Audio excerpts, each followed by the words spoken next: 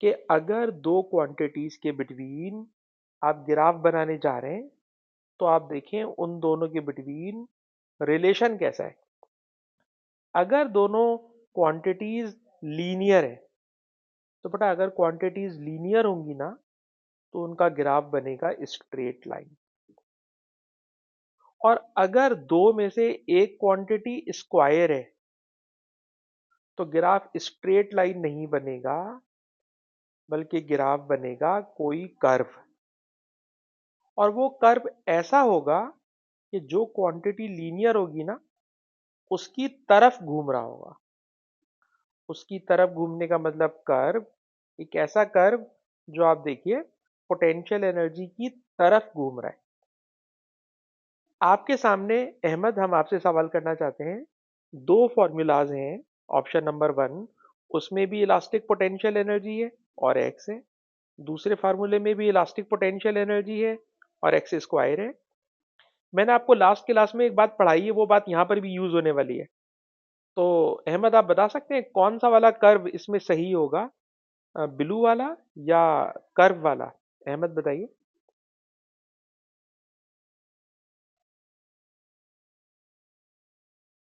शायद अहमद बताना नहीं चाह रहे। आयला आप, हाँ बोले बोले। रेड वाला कर्व होगा, वजह बताइए। आपका आंसर सही है जी, वजह बताइए। अबे नहीं ना यार, इस तरह नहीं करो ना, सुनो ना। तो ये भी तो लीनियर है, तो ग्राफ स्ट्रेट लाइन क्यों नहीं है? हम्म। जी, आपको मैंने ये वाली बात लास्ट क्लास में पढ़ाई थी कि जब कभी दो क्वांटिटीज का रिलेशन पढ़े तो third quantity must be constant. ठीक है, हाफ कांस्टेंट है बट फोर्स कांस्टेंट नहीं है। फोर्स कांस्टेंट नहीं है। जब फोर्स कांस्टेंट नहीं है तो ये रिलेशन वैलिड नहीं है। ठीक। अच्छा नीचे आ जाए। सर नीचे में हाफ भी कांस्टेंट है, के भी कांस्टेंट है। जब कांस्टेंट है इसलिए ये रिलेशन सही है। ठीक। और बेटा अहमद, मैथमेटिक्स की लैंग्वेज बोले तो ज्यादा अच्छा होगा ना बेटा, कि सर ये इक्वेशन जो है क्वाड्रेटिक है, इक्वेशन पैराबोला है, कर्व पैराबोला है। और इस पैराबोला में जो वेरिएबल पावर वन में होता है वही उसकी बन जाती है एक्सिस ऑफ सिमेट्री। तो एक्सिस ऑफ सिमेट्री, अगर आप इलास्टिक पोटेंशियल एनर्जी के अराउंड बनाओगे तो कर्व ऐसा बनेगा। पर जो बच्चे मैथ नहीं पढ़ते हम उनको नहीं पकाना चाहते, तो हम कह देते हैं कि जो क्वांटिटी लीनियर होती है, जो क्वांटिटी लीनियर होती है ग्राफ उसकी तरफ घूम रहा होता है। और हमें एक्स नॉट तक लेके जाना है, इसलिए मैं कर्व को थोड़ा सा और एक्सटेंड कर देता हूँ। ये बेटा कर्व ऐसा बनेगा। तो आई थिंक आपको ये बात समझ में आ गई होगी। अब हम आगे चलना चाहेंगे। Next question, question number 9। Question number 9 का फर्स्ट पार्ट बड़ा सिंपल सा है, define power that is rate of doing work, हम नहीं कर रहे। आगे चलें। सर एक कार है और स्लोप पर ऊपर जा रही है। काम की बात कि कार जा रही है कांस्टेंट स्पीड से। जब कांस्टेंट स्पीड से कोई ऑब्जेक्ट मूव कर रहा हो तो उसमें काइनेटिक एनर्जी का चेंज जीरो हो जाता है। काइनेटिक एनर्जी का चेंज जीरो हो जाता है। और जो हम इक्वेशन बनाते हैं उस इक्वेशन में भी आपको याद होगा काइनेटिक एनर्जी नहीं लिखते। क्या मतलब, अभी मैं नीचे इक्वेशन लिख के दिखाता हूँ। उसके बाद क्वेश्चन है calculate work done against total resistive force. ठीक है, क्वेश्चन में सर दिया हुआ है कि रेजिस्टिव फोर्स 440 है। 440 रेजिस्टिव फोर्स है। रेजिस्टिव फोर्स मतलब फ्रिक्शन, एयर रेजिस्टेंस।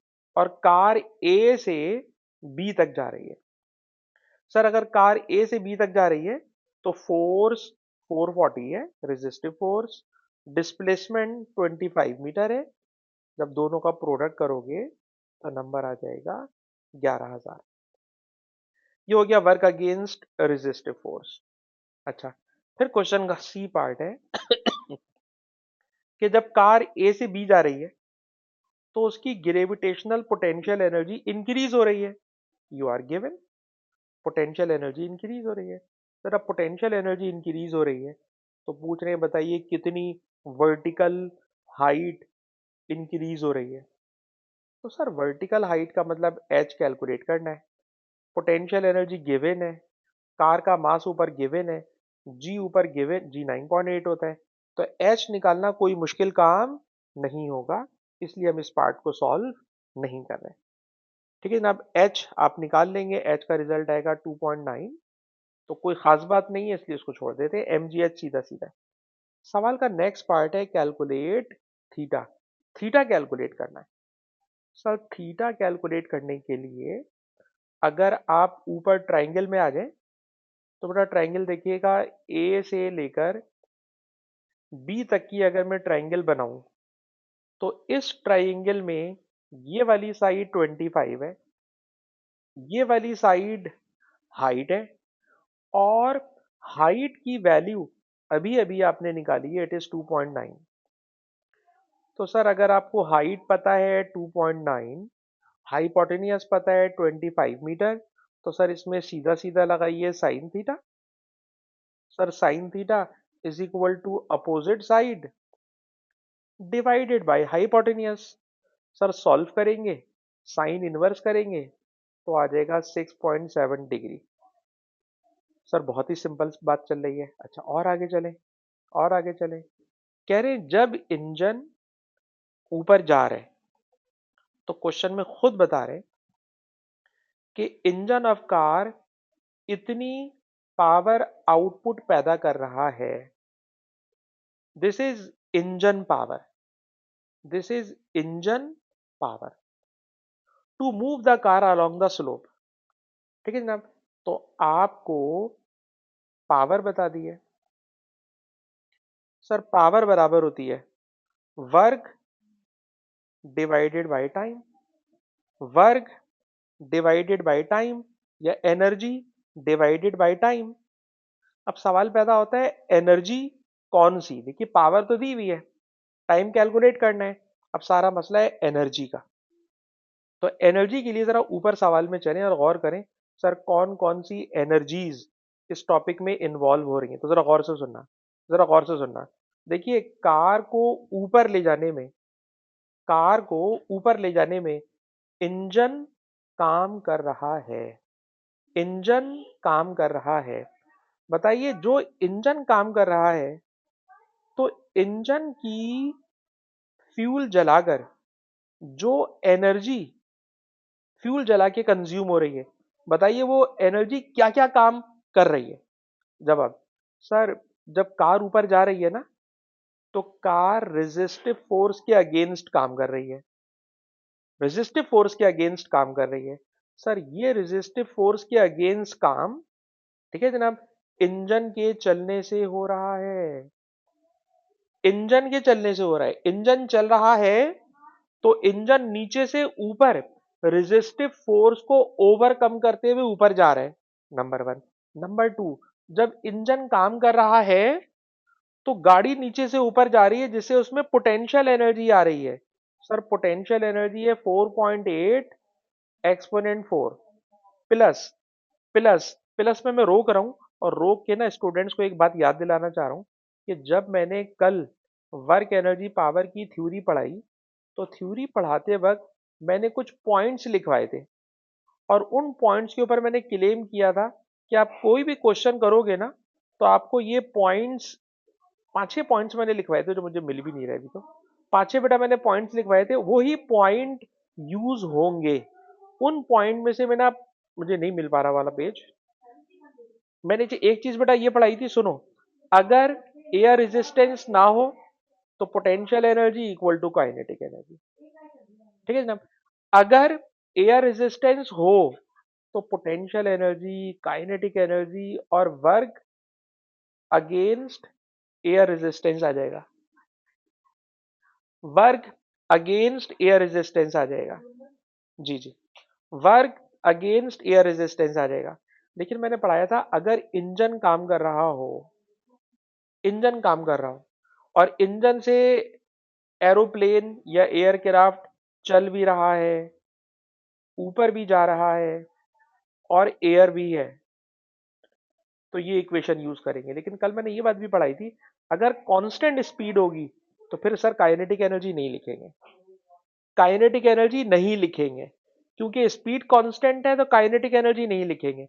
सर इस सवाल में भी देखिए कि लिखा हुआ था स्पीड कांस्टेंट, और खुद ही उन्होंने क्वेश्चन में भी कह दिया कि काइनेटिक एनर्जी का चेंज कितना है, जीरो।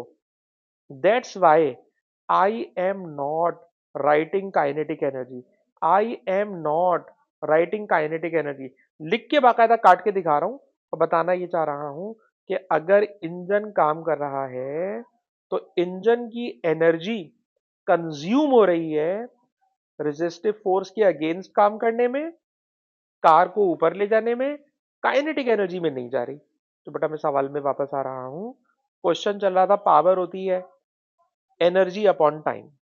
इस एनर्जी अपॉन टाइम में कार जा रही थी ऊपर, तो इंजन की पावर, इंजन की फोर्स, इंजन की एनर्जी ऊपर ले जाने में खर्च हो रही है, प्लस रेजिस्टिव फोर्स के अगेंस्ट काम करने में खर्च हो रही है।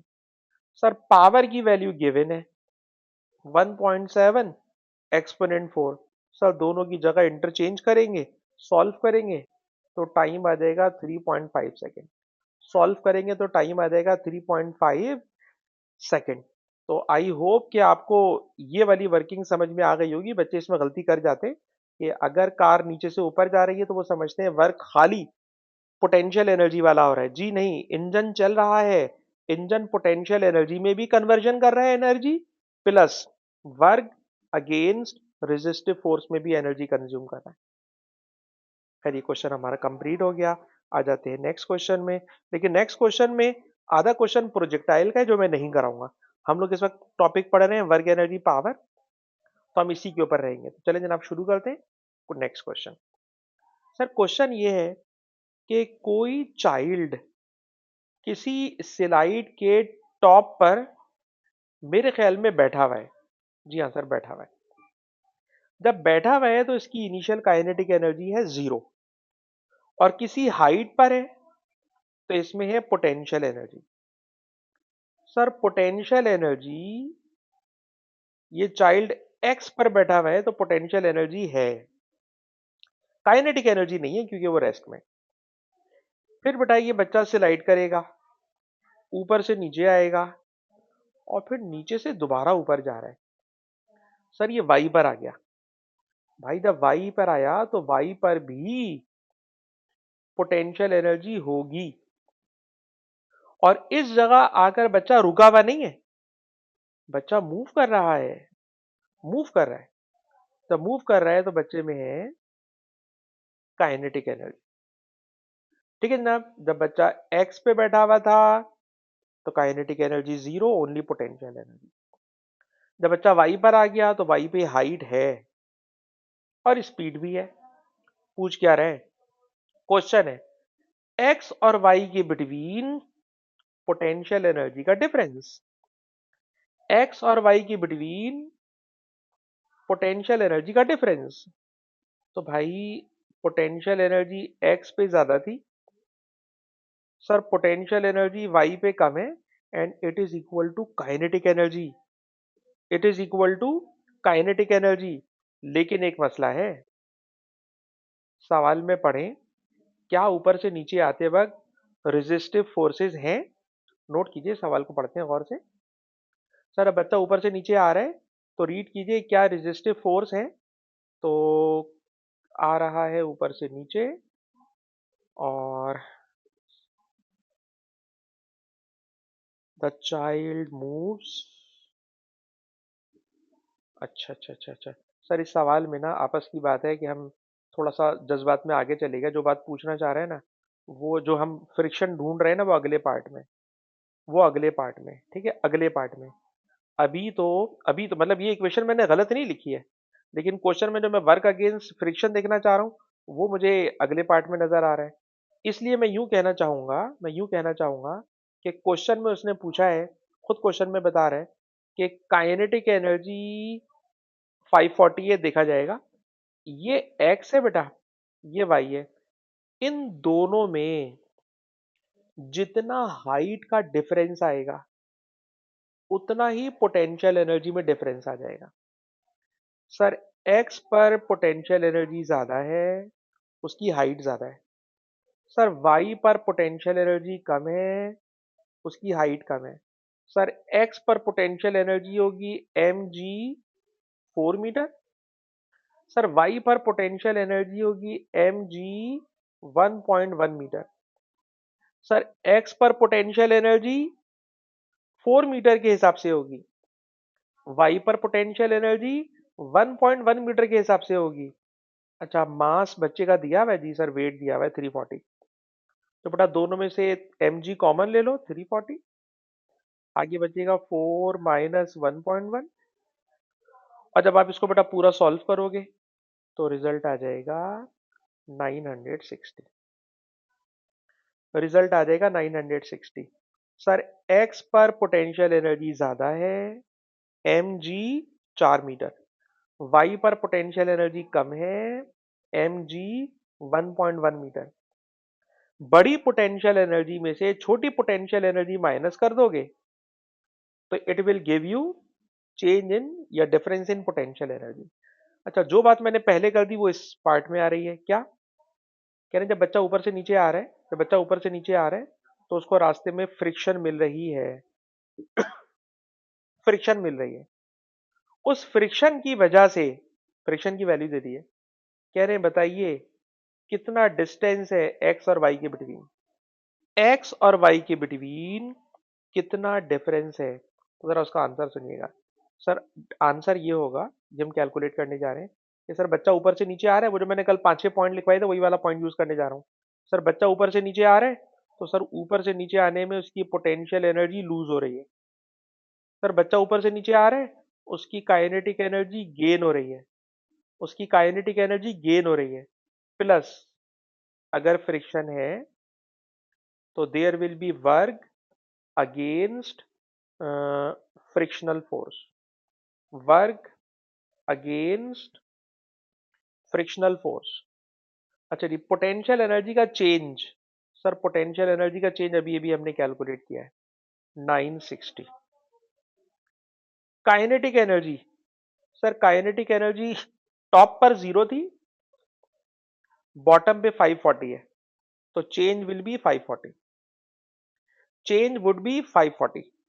जब बच्चा ऊपर से नीचे स्लाइड करके आया तो पोटेंशियल एनर्जी लूज हो गई, काइनेटिक एनर्जी गेन हो गई, but they are not equal. Sir क्यों इक्वल नहीं है, क्योंकि some energy is lost in doing work against friction.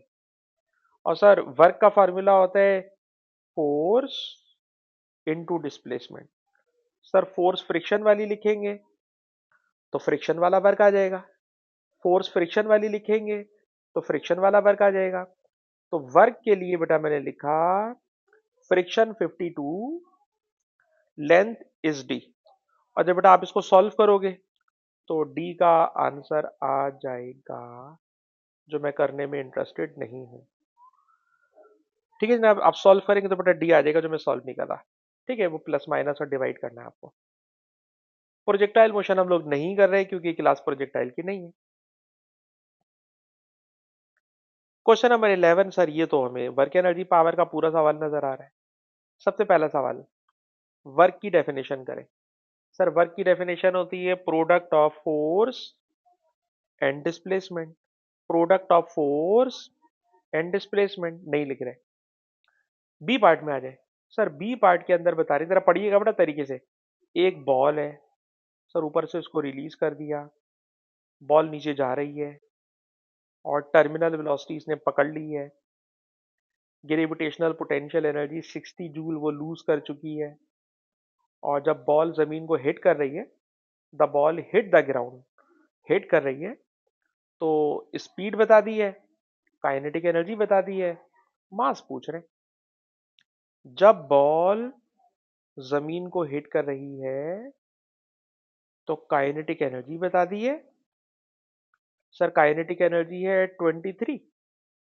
ठीक है ना, डिवाइड वाला 2 इधर आके मल्टीप्लाई, मास कैलकुलेट करना है, स्पीड है 16 स्क्वायर।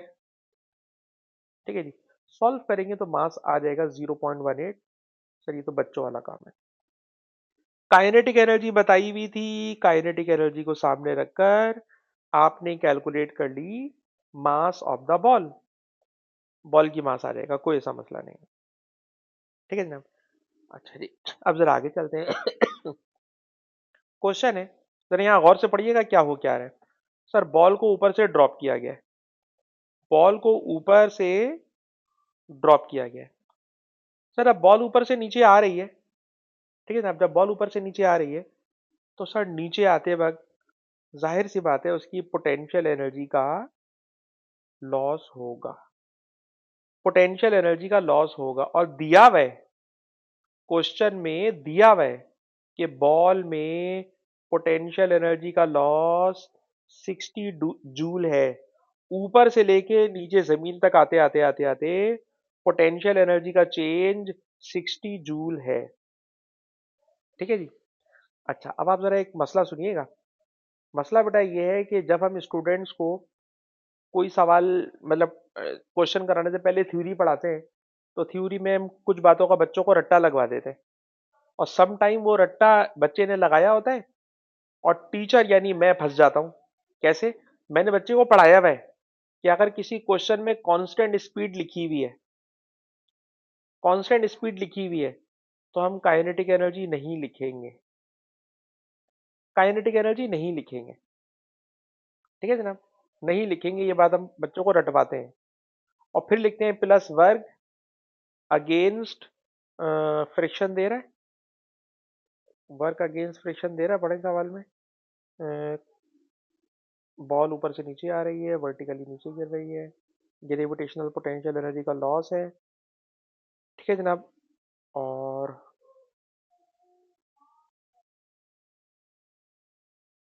सर वो नेक्स्ट पार्ट में पूछ रहा है resistive force, resistive force sir वो नेक्स्ट पार्ट में पूछ रहा है।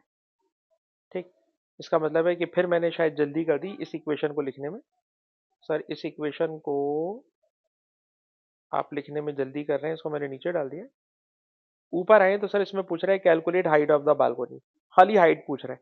सर हाइट के अंदर तो जब उसने खुद दी हुई है पोटेंशियल एनर्जी का लॉस, तो पोटेंशियल एनर्जी होती है M G H, M G H potential energy. Sir potential energy का लॉस है 60, दिया भाई ये रहा, पोटेंशियल एनर्जी का लॉस 60 है। मास, सर बॉल का मास अभी ये भी निकाला है 0.18, जी 9.8, हाइट कैलकुलेट करना है।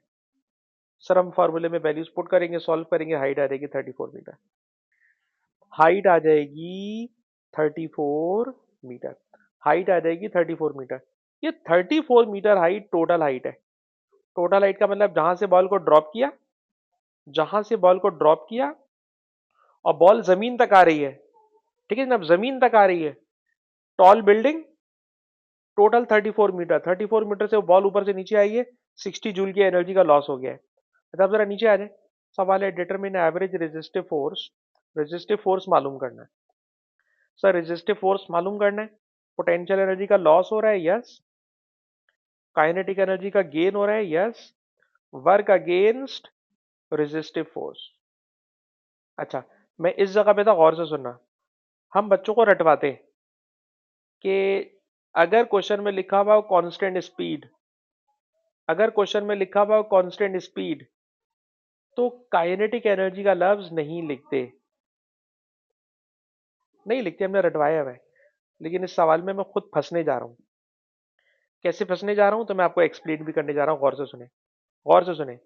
सर हमें जितने पहले सवाल करवाए, गौर से सुना बेटा, जितने भी सवाल पहले करवाए, सर उन सारे सवालों में फॉर एग्जांपल कोई ट्रक है ऊपर से नीचे आ रहा है, तो सर उसकी स्पीड शुरू से बता देते हैं कि शुरू से कांस्टेंट स्पीड है।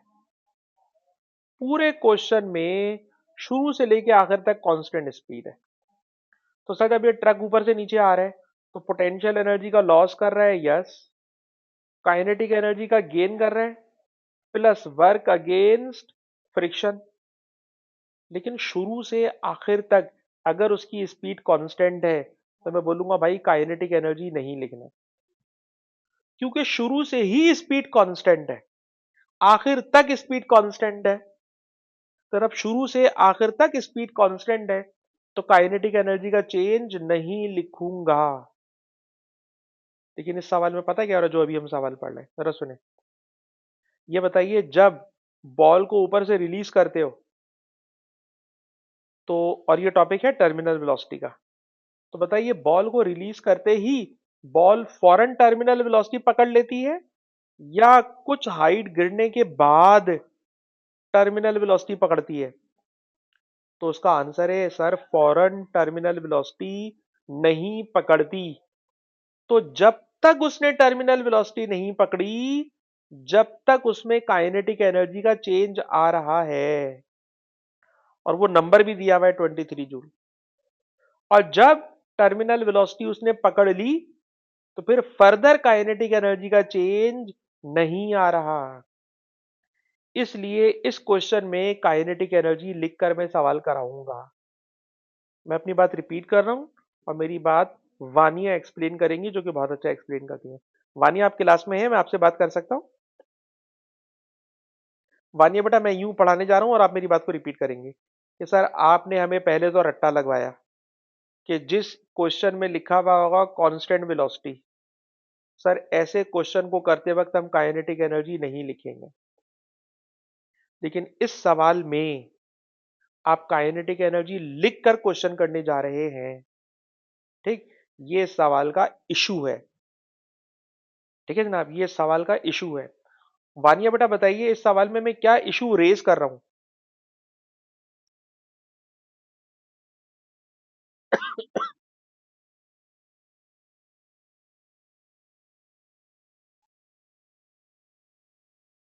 लेकिन इस सवाल में मैं लिखने जा रहा हूं, और जो लिखने जा रहा हूं ये मैं बता रहा हूं, ये मेरा इशू है। ठीक है, अब मैं अपने इस इशू की एक्सप्लेनेशन देने जा रहा हूं। ठीक है, ये मेरी एक्सप्लेनेशन मुझे आयला समझाएंगी। आयला बेटा गौर से सुनना एक्सप्लेनेशन। सर आपने कल तक जितने सवाल कराए ना, कल तक जितने सवाल कराए, सर सब में शुरू से लेकर आखिर तक स्पीड कांस्टेंट थी। सर जब शुरू से आखिर तक स्पीड कांस्टेंट होगी ना, तो काइनेटिक एनर्जी नहीं लिखेंगे, क्योंकि काइनेटिक एनर्जी का चेंज आ ही नहीं रहा होगा। लेकिन ये पहला सवाल है, इससे पहले ऐसा कोई सवाल नहीं करा है। सर इस सवाल के अंदर अब बॉल को ऊपर से रिलीज कर रहे हैं ना, तो शुरू से स्पीड कांस्टेंट नहीं है सर, स्पीड बढ़ रही है। और जब टर्मिनल वेलोसिटी उसने अटेन कर ली, तो फिर स्पीड कांस्टेंट हो गई। ठीक है जनाब, फिर स्पीड कांस्टेंट हो गई। इसलिए हमें जब तक स्पीड बढ़ रही है, जब तक जो काइनेटिक एनर्जी है उसे इक्वेशन में लिखना होगा। आयला मैं सवाल आपसे करने जा रहा हूं। बेटा कल तक मैं जितने सवाल करा रहा था सब में काइनेटिक एनर्जी काट रहा था। आज इस वाले सवाल में काइनेटिक एनर्जी लिख के कर रहा हूं, ये इशू है। वजह बताइए मैं ऐसा क्यों कर रहा हूं?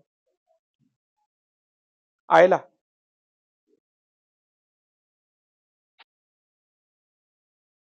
वेलोसिटी चेंज हो रही है।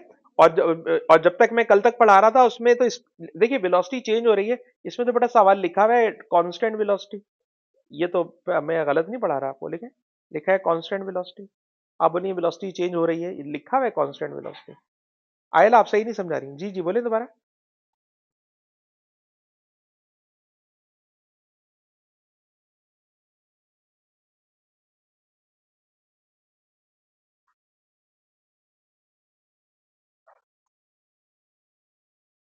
बेहतरीन, अब आपने बिल्कुल परफेक्ट बोला है। ठीक है सर, कोई ऐसा क्वेश्चन हो जिसमें शुरू से लेके आखिर तक स्पीड कांस्टेंट होगी, तो सर काइनेटिक एनर्जी लिखेंगे ही नहीं। सर ये पहला सवाल है जिसमें शुरू में स्पीड चेंज हो रही है, but when ball attains terminal velocity, then obviously there is no change in kinetic energy, तो we will have to write kinetic energy. अच्छा बेटा, ये इशू था इसलिए मैंने इसको इतना ज्यादा हाईलाइट करके समझाया है, वरना आप यकीन करें ये सवाल जब मैं करा देता हूं तो बच्चे बोलते हैं सर आप एक दफा दबा रहे हैं ये वाली बात और फिर यहाँ पे लिख के कर रहे हैं।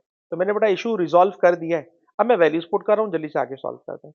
पोटेंशियल एनर्जी का चेंज सर दिया हुआ था 60।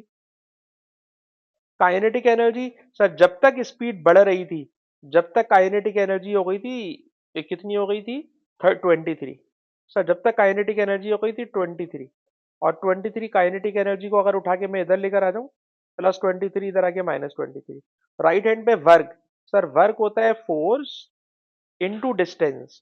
फोर्स रेजिस्टिव फोर्स होगी, और डिस्टेंस, सर डिस्टेंस यहां से लेके यहां तक का पूरा डिस्टेंस होगा, एंड द पूरा डिस्टेंस इज 34। ठीक है जनाब, डिस्टेंस जो एयर रेजिस्टेंस है वो तो जहां से बॉल ड्रॉप की है वहां से लेके जमीन को हिट करने तक बॉल एयर की रेजिस्टेंस को फेस करती हुई आ रही है। तो work done against resistive force will be from beginning to the end, that is 34 metre. ठीक है जनाब, फोर्स इंटू डिस्प्लेसमेंट। उसके बाद सर कोई ऐसा काम नहीं है, 60 माइनस 23 डिवाइडेड बाई 34, तो ये रिजल्ट आ रहा है 1.1। ये रिजल्ट आ रहा है 1.1। ठीक है जी। अच्छा, उसके बाद बेटा जो नेक्स्ट क्वेश्चन है, जो मैं वर्क एनर्जी पावर का नहीं है इसलिए मैं समझाने में इंटरेस्टेड नहीं हूँ।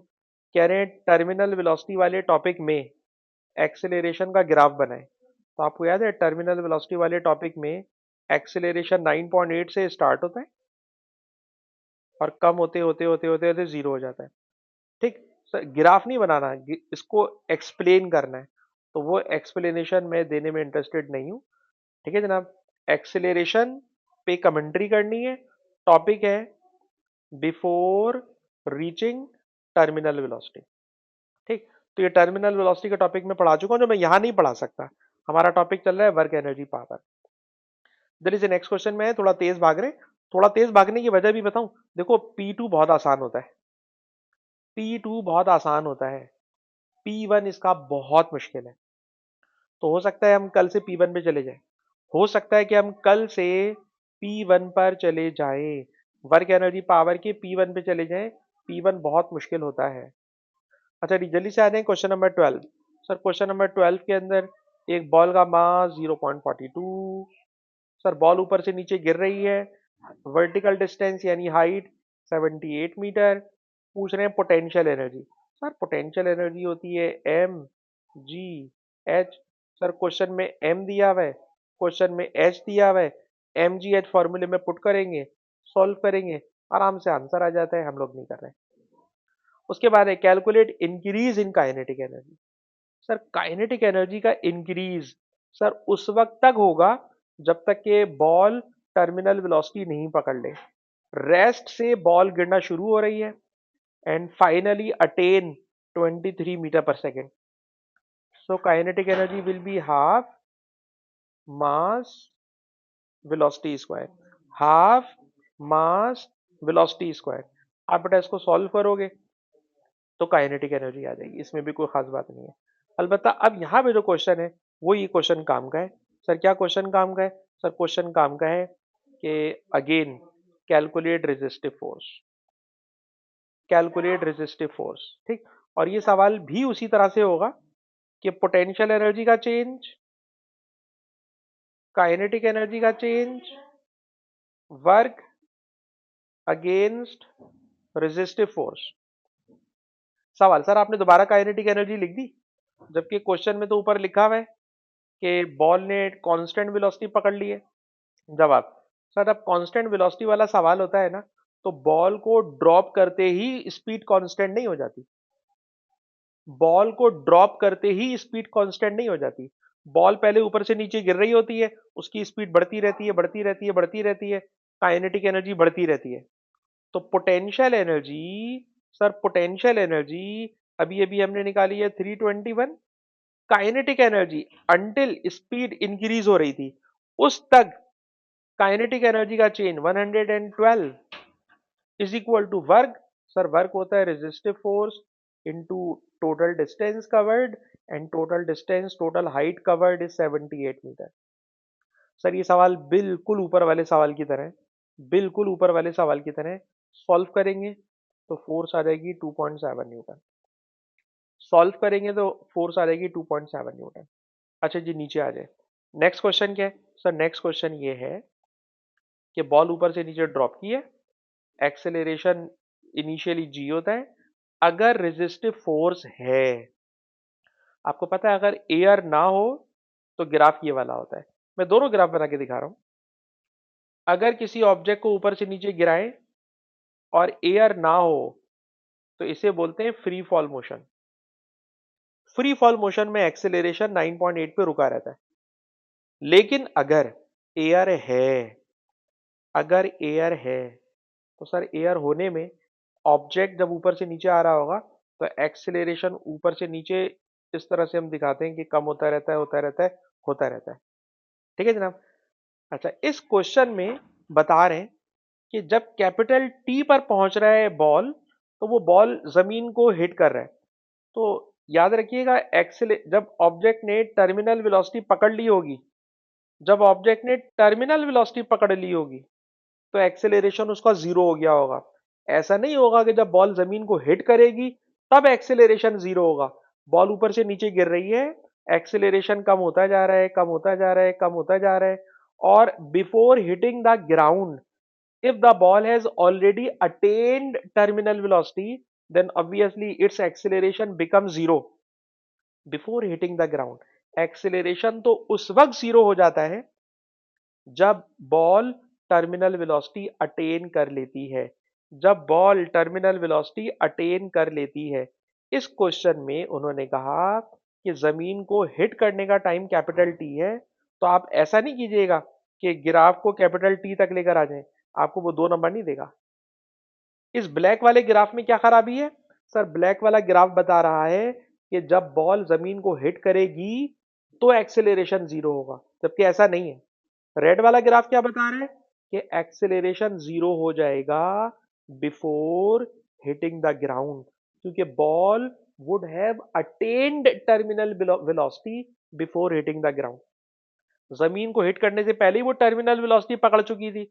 इसलिए हम ब्लैक वाला ग्राफ नहीं बनाएंगे, बल्कि रेड वाला ग्राफ बनाएंगे। और रेड वाले ग्राफ को भी थोड़ा हाईलाइटर लगा रहा हूं कि कुछ ग्राफ जो होगा उसमें एक्सेलरेशन जीरो भी फर्दर आप दिखाएंगे। ठीक है जनाब, तो ये हमारा क्वेश्चन भी कंप्लीट हो गया है। Now we are moving forward. अगले सवाल में देखें तो अगला सवाल जनाब ये है कि एक स्कायर है, उस स्कायर को टेंशन की फोर्स मूव करा रही है, उसकी मूवमेंट हॉरिजेंटल हो रही है। सवाल पढ़े, मूवमेंट हॉरिजेंटल हो रही है और टेंशन फोर्स एंगल बना रही है। क्वेश्चन है वर्क कैलकुलेट करें। क्वेश्चन है सर वर्क कैलकुलेट करें। सर वर्क कैसे कैलकुलेट होगा? तो सर वर्क कैलकुलेट करने के लिए कुछ मसले मसाइल हैं, पढ़ें। Square moves in a horizontal straight line, constant speed 4.4। ठीक है जनाब, 4.4 स्पीड है, 4.4 स्पीड है। The wire is at at angle of 30 degree. ठीक है। Tension in the wire 140 newton. ठीक है। Calculate work done for 30 second. 30 second का वर्क कैलकुलेट करना है। सर वर्क कैलकुलेट करने के लिए हमें फोर्स चाहिए होती है और डिस्प्लेसमेंट चाहिए होता है। इस क्वेश्चन में सर डिस्प्लेसमेंट नहीं दिया हुआ। इस स्कायर ने कितना डिस्प्लेसमेंट कवर किया है क्वेश्चन में नहीं दिया हुआ। बेटा मायरा, आप हमें हेल्प कीजिए बेटा मायरा, कि इस स्कायर ने कितना हॉरिजेंटल डिस्टेंस कवर किया होगा 30 सेकंड में। क्या लगाऊं जिससे हॉरिजेंटल डिस्टेंस की वैल्यू आ जाए? मायरा, हॉरिजेंटल डिस्टेंस, डिस्टेंस में cos 30 की क्या जरूरत पड़ गई? Square moves in a straight line along the ground. वो तो ग्राउंड के अलोंग मूव कर रहा है, फिर आप 30 पे क्यों जा रहे हो बेटा? Square moves straight line along ground, वो तो ग्राउंड पे मूव कर रहा है, उसका 30 डिग्री बेचारे से तो कोई ताल्लुक ही नहीं है।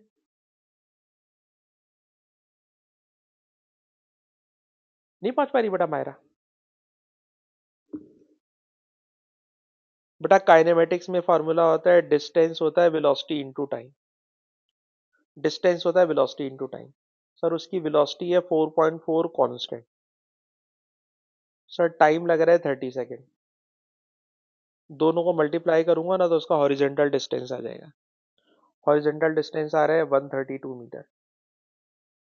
इतना आसान सवाल है कि मायरा घबरा गई, वरना मायरा बहुत अच्छी स्टूडेंट है, लेकिन मुझे लग रहा है कि इस क्वेश्चन में थोड़ा सा परेशान हो गई।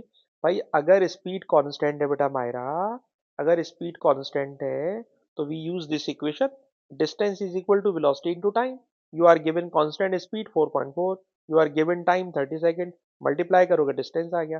और जब डिस्टेंस आ गया तो now we are going to calculate work. और वर्क में अब आप कहेंगे कि सर फोर्स वो वाली लेंगे जो जमीन के पैरेलल हो, जमीन के पैरेलल हो। और फोर्स जो जमीन के पैरेलल होगी ना सर, वो इस फोर्स का हॉरिजेंटल कंपोनेंट होगी। और हॉरिजेंटल कंपोनेंट में हमने बच्चों को रट्टा लगवाया हुआ होता है कॉस थीटा। ठीक है ना। 140 is the force and the component of this tension force which is parallel to the direction of motion. The square is moving horizontally. The square is moving horizontally. So we will take the horizontal component of tension force and it is T cos theta. And horizontal distance we have already calculated. It is 132 metre. और अब जब आप इन सबको multiply करोगे तो पता नहीं क्या आंसर आएगा। I think it would be 16,000। ठीक है जनाब, तो हमने इस क्वेश्चन में हॉरिजेंटल डिस्टेंस कैलकुलेट किया v इंटू टी से, और v इंटू टी से हॉरिजेंटल डिस्टेंस कैलकुलेट करके we calculated work, and work equal to force into displacement. चलिए और आगे चले। कह रहे हैं वेट ऑफ स्कायर। मुझे नहीं लग रहा कि अभी इससे आगे का वर्क का सवाल है। देखिए वर्क का क्वेश्चन ये नहीं है। अब ये वर्क एनर्जी पावर का क्वेश्चन नहीं है। ये आपको स्ट्रेन एनर्जी और पता नहीं कहाँ कहाँ लेके जा रहा है। और स्ट्रेन एनर्जी और ये सारी चीजें हम लोग ऑलरेडी कर चुके हैं। ठीक है जी। तो अभी हमारा ये प्रोग्राम नहीं है कि हम इस चीज को आगे लेके चले। आगे जा रहा हूँ मैं, आगे जा रहा हूँ जी। We are solving only work energy power. अच्छा जी, क्वेश्चन नंबर 14 बटा, अब ये कोर्स में ही नहीं है। ठीक है, ये टॉपिक अब कोर्स में नहीं है। अब इसको A2 में शिफ्ट कर दिया, AS में नहीं है। अच्छा जी, नाउ क्वेश्चन नंबर 15 के अंदर कह रहे हैं कि आपको ना बेटा ये वाला फार्मूला ड्राइव करना है। ये फार्मूला ड्राइव करने के लिए देखिए बच्चों की तरह आपको आगे बढ़ा रहे हैं। कैसे आगे बढ़ा रहे हैं जरा सुने। कह रहे वर्क का कोई ऐसा फार्मूला लिखो, वर्क का कोई ऐसा फार्मूला लिखो जिसमें ए आए, एम आए और डिस्टेंस आए। हमने कहा अच्छा जी सर, वर्क होता है force into distance. Sir distance तो अलाउ है, एफ अलाउ नहीं है। एफ को हटा दो सर, एफ होगा एम ए डिस्टेंस। ये आपको 1 मार्क मिल गया। ये आपको 1 मार्क मिल गया। फिर आपसे कह रहे हैं डिस्टेंस का फार्मूला लिखो। ऐसा फार्मूला लिखो जिसमें v आ जाए, u आ जाए। टाइम नहीं है इसलिए 2a को भी बटा मैंने उधर फेंक दिया।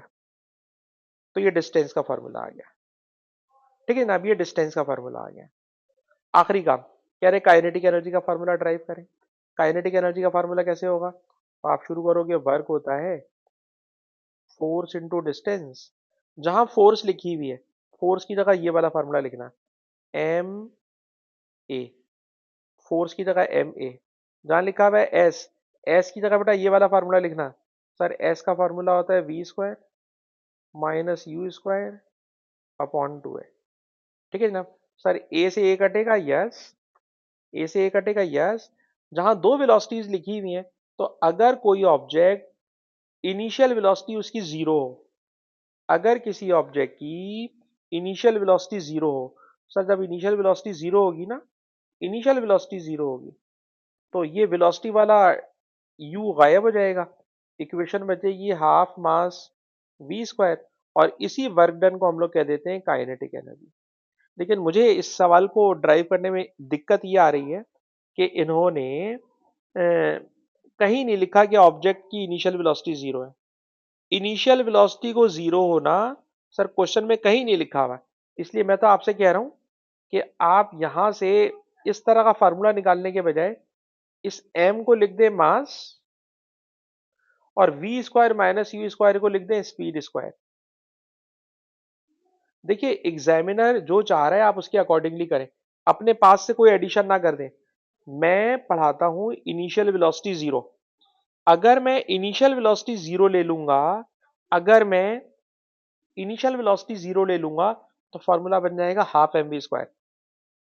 सर सवाल में कहीं नहीं लिखा कि इनिशियल वेलोसिटी जीरो है, कहीं नहीं लिखा हुआ। आप देखिए लिखा हुआ है speed changes from u to v, u to v। इसलिए u और v को ऐसे ही रहने दो और उसकी जगह हटा के लिख दो स्पीड स्क्वायर, क्योंकि हमें प्रूफ भी यही करना है। ठीक है, अपने पास से हम इनिशियल वेलोसिटी जीरो नहीं लेंगे। अच्छा जी, इतनी फिजिक्स अगर कोई बच्चा पढ़ ले तो वैसे ही उसका दिमाग ठीक ठाक हम हिला चुके होते हैं। इसलिए हमें वैसे लगता है कि क्वेश्चन यहीं पे ख़त्म कर लें। लेकिन इस पूरे क्वेश्चन में मेरे ख्याल में मैं काइनेटिक एनर्जी का एक ग्राफ आपके साथ डिस्कस करना चाह रहा हूँ। वरना बीच वाला जो पार्ट है, बीच वाले पार्ट के अंदर कोई खास बात नहीं है। वैसे बहुत है क्या, जरा रीड कीजिएगा बेटा। हो क्या रहा है, एक बॉल है सर, बॉल का मास इतना है, इसको प्रोजेक्ट किया गया ऊपर की तरफ, प्रोजेक्टाइल मोशन, ऊपर प्रोजेक्ट कर दिया, बॉल ऊपर जा रही है। The ball is launch, kinetic energy थी 4.5 और बॉल की स्पीड थी 9.5। एयर रेजिस्टेंस नहीं है, एयर रेजिस्टेंस नहीं है, ठीक है, फ्री फॉल मोशन। कह रहे for the movement of ball from X to Y draw solid line to show distance moved. इसने कितना डिस्टेंस मूव किया होगा सर, वो डिस्टेंस का ग्राफ बनाए, ठीक है, डिस्टेंस का ग्राफ बनाए। सर ग्राफ नहीं बनाना सर, ऊपर डायग्राम में ही, ऊपर की डायग्राम में ही draw a solid line to show distance. Sir distance ये वाली चीज मैं बना के दिखा रहा हूं भाई। सर दिस इज डिस्टेंस, ये डिस्टेंस है, डिस्टेंस को बोला है कैपिटल डी लिखे। फिर कह रहे हैं डिस्प्लेसमेंट, भाई डिस्प्लेसमेंट ये रहा, दिस इज डिस्प्लेसमेंट। कह रहे हैं डिस्प्लेसमेंट को एस लिखें, तो बेटा मैंने डिस्प्लेसमेंट को एस लिख दिया। तो डिस्प्लेसमेंट है एस और डिस्टेंस है डी। अच्छा सर ये ग्राफ नहीं था, खाली ड्राइंग थी, ठीक है जी, मैंने ड्राइंग कर दी। उसके बाद है by considering energy transfer determine the height H of the point Y above the ground. Height पूछ रहे हैं, आपको काइनेटिक एनर्जी गिवन है। सर इसमें ऐसी कौन सी खास बात है, आप लेफ्ट साइड के ऊपर लिखें एम जी एच, क्योंकि हाइट कैलकुलेट करना है, राइट साइड पे लिख दें काइनेटिक एनर्जी। ठीक है जनाब, अगर एयर रेजिस्टेंस ना हो, अगर एयर रेजिस्टेंस ना हो तो kinetic energy equal to potential energy होती है। Kinetic energy equal to potential energy होती है, ठीक है जनाब। ये रिलेशन बन गया, इस रिलेशन से आप आराम से एच निकाल लोगे, एच निकालना कोई मुश्किल काम नहीं होगा, एच आ जाएगा, एच आ जाएगा। अब मैं जो बात पूछना चाह रहा हूं बेटा, आयला मुझे बताएं कि काइनेटिक एनर्जी और हाइट का ग्राफ बनाना है, ठीक है। इस ग्राफ को बनाने के लिए जो मैंने मैकेनिज्म सिखाया है आपको, उसको लगाते हुए आप मुझे बता सकती हैं ग्राफ इसका कैसा बनेगा।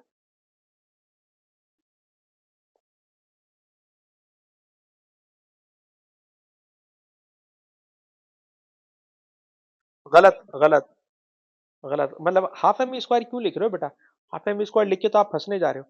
आप लिखो kinetic energy equal to M G H, half M square लिख के तो आप मुश्किल में डाल रहे हैं। ठीक है, कुछ कंटिन्यू कीजिए बेटा। K E equal to M G H लिखेंगे, फिर बेटा बोलिए।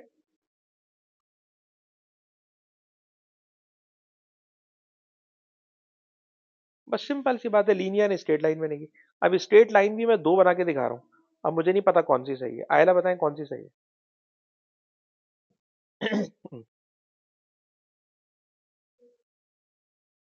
ब्लू वाली गलत आपका आंसर है, ठीक है ना। टाइम नहीं है इसलिए मैं आपको लंबा टाइम नहीं दे रहा, आपको 0 नंबर मिल जाएगा अगर आपने ब्लू कर दिया। वजह क्या है सर, वजह ये है कि जब बॉल सर नीचे से ऊपर जा रही है, नीचे से ऊपर जा रही है तो हाइट इंक्रीज हो रही है, हाइट इंक्रीज हो रही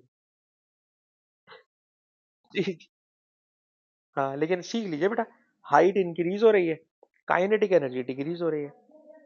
तो आप देख लीजिए काइनेटिक एनर्जी का ये डिक्रीज मैंने शो किया है और ये हाइट इंक्रीज हो रही है, ठीक है बेटा। तो ए लेवल्स की फिजिक्स में बहुत ख्याल से चलना पड़ता है। बाज़ औक़ात मैं भी फ्लो में जा रहा होता हूँ और जैसे आज की क्लास में भी दो ऐसे मैंने सवाल कराए जो अगले स्टेप में होने थे, मैं ऊपर वाले से शुरू हो गया था। तो हमें सवाल पढ़ के चलना चाहिए, लेकिन क्योंकि मैं आप बच्चों को तेज पढ़ाने की कोशिश कर रहा हूँ तो सम टाइम मैं भी जज्बात में चला जाता हूँ, ठीक है जी। और ये बेटा एग्जाम में जितना कम टाइम रह गया तो तेज ही चलना पड़ेगा। अगर हम बहुत स्लो स्लो चलेंगे तो बेटा हम जाहिर सी बात है काम नहीं कर सकते। रिकॉर्डिंग को बेटा हम लोग कर रहे हैं